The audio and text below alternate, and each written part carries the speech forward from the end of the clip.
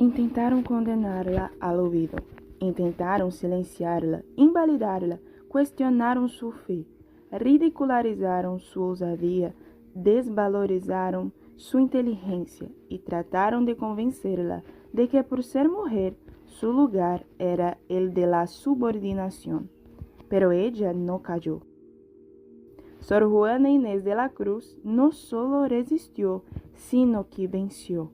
Con el poder de la palabra, enfrentó el prejuicio, la censura, el aislamiento, y dejó su huella en la historia. Porque estemos de acuerdo, es inaceptable olvidar a la mujer que escribió. En perseguirme, mundo, ¿qué interesas? ¿En qué te ofendo cuando solo intento poner bellezas en mi entendimiento y no mi entendimiento en las bellezas?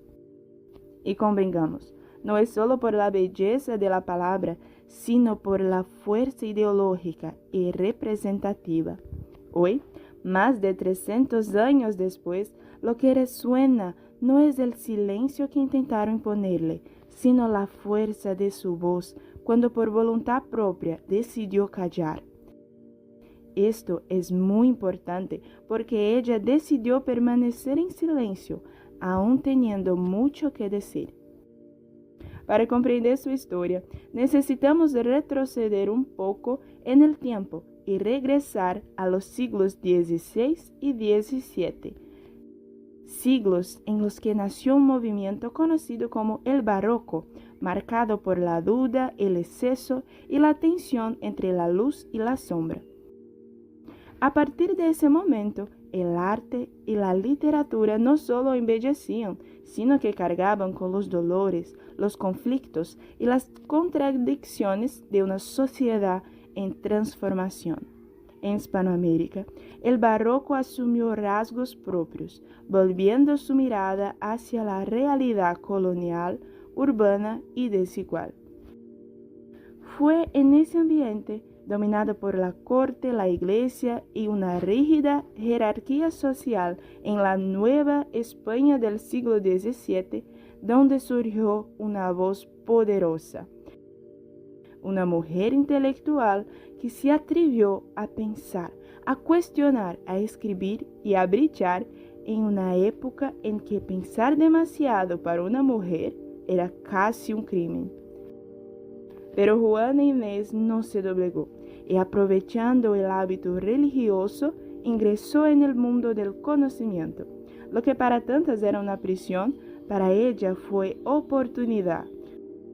La celda se convirtió en biblioteca. Y es importante recordar, ser monja no era su característica más importante o única, era solo una entre muchas. Era monja, sí, pero también filósofa, científica, poetisa, dramaturga, música, lingüista y sobre todo una mujer libre de espíritu. En una época de clausura, ella tenía una mente abierta. Dentro de los muros, Sor Juana escribió poesías autosacramentales, obras teatrales y tratados teológicos. Cuestionó el poder de la Iglesia y denunció al hombre soberbio y dominador. Hombres necios que acusáis a la mujer sin razón. En su célebre respuesta a Sor Filotea de la Cruz, defendió el derecho de la mujer a saber y a escribir. No estudió para saber más, sino para ignorar menos. Sus palabras firmes y valentía marcaron una pauta y se convirtieron en manifiestos que atravesaron los siglos.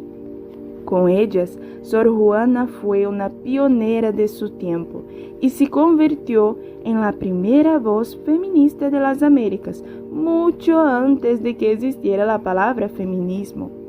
Pero tal postura hizo que la vieran como una amenaza. Fue presionada, renunció a la escritura e hizo voto de silencio hasta el día de su muerte. Sin embargo, no se apagó. Al contrario, se dedicó a cuidar a los enfermos durante una epidemia. Años después, también fue víctima de la peste en el año 1695. Superando muchos siglos de incomprehensión y de que la Iglesia intentara impedir que su popularidad creciera, hoy es recordada como la Fénix mexicana, porque de las cenizas del silencio hizo brotar su voz, de las restricciones supo hallar una rendija, y de sus escritos hizo surgir la inmortalidad.